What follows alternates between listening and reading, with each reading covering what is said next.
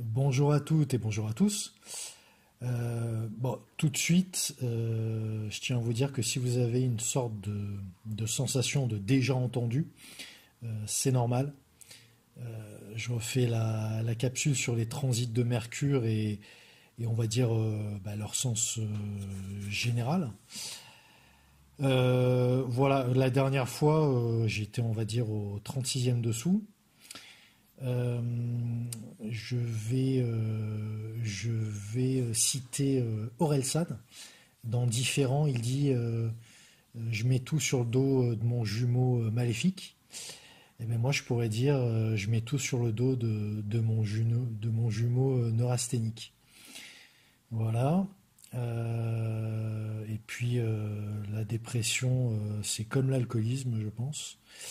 Alcoolique un jour, alcoolique toujours, et dépressif un jour, dépressif toujours.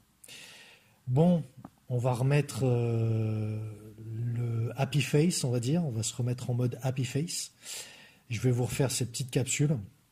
J'ai essayé de réécouter l'autre, c'était très déprimant, et je suis très surpris d'ailleurs qu'il y ait autant de vues. Voilà, je pensais que au bout de 3 secondes, les gens allaient couper, mais non, apparemment. Donc, par respect, je me permets de la refaire dans un mode plus joyeux, on va dire. Alors, les transits de Mercure, sens général, c'est maintenant et c'est tout de suite. Alors, dès à présent, je préfère vous indiquer que communément, les transits de Mercure ne seront pas les plus impactants et cela au niveau événementiel, j'entends. Ils indiqueront en revanche des fluctuations dans notre sphère mentale et dans nos modes d'échange lorsque la planète transitera dans nos différentes maisons astrologiques et lorsqu'elle se retrouvera en aspect avec nos planètes natales. On va dire qu'il y aura une sorte de nuancier assez subtil qui viendra colorer la manière dont nous pensons et interagissons avec autrui aussi. Potentiellement, les transits de Mercure pourront avoir un effet sur nos déplacements dans ce domaine-là également. Alors, qu'ils nous encouragent, nous oblige ou bien au contraire nous empêche de nous mouvoir, Mercure sera donc aussi un indicateur de voyage sur de courtes distances essentiellement en lien avec nos occupations du quotidien et des objectifs à très court terme, on va dire. Dans un autre domaine, Mercure pourra également être un facteur astrologique nous permettant d'être en prise directe avec notre environnement et avec tout ce qui nous entoure. Cela peut paraître, on va dire, ordinaire, naturel, comme quelque chose allant totalement de soi et auquel nous ne faisons plus vraiment attention. Aussi comme un processus très concret, très premier degré, j'ai envie de dire, que nous effectuons en fait sans vraiment en avoir conscience. Pourtant, être réellement conscient de la fonction mercurienne dans notre vie, vie de tous les jours, j'entends, ça peut être extrêmement utile. Par exemple, dans nos échanges quotidiens avec les autres, la plupart d'entre nous, on ne mesure pas vraiment l'impact réel des mots et des paroles que l'on peut prononcer parfois et qui affectent puissamment autrui. Au lieu de cela, on est généralement trop focalisé sur les paroles ou les réactions de notre interlocuteur, et on ne prendra en compte que le retour qui nous est fait, qui nous est adressé. C'est pour cela que si nous pouvons arriver on va dire, à devenir conscient de l'ensemble de ce processus, son contrôle se révélera plus aisé et nos façons de communiquer et d'interagir seront plus adaptées et optimisées. Même si tout cela reste, je le conçois, assez subtil, l'étude des transits de Mercure sera ainsi extrêmement utile afin de mieux comprendre notre fonctionnement mental, celui des autres, et aussi acquérir certaines compétences pour communiquer et transmettre des informations personnelles vers l'extérieur et à autrui.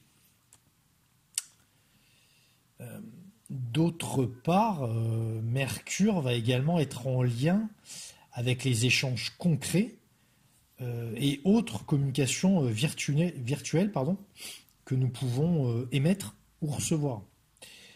Alors, j'englobe donc ici tous les courriers papier, les emails, les SMS, les appels téléphoniques, ainsi que les échanges verbaux en face à face, ou encore toutes les visites de personnes, qu'elles soient prévues ou non. Généralement, un transit de Mercure aspecté assez fortement sur notre carte du ciel natal va intensifier ces différents échanges avec l'autre et au-delà avec notre environnement proche. Cela peut marquer parfois des périodes où l'on sera extrêmement sollicité de multiples manières et par différents contacts.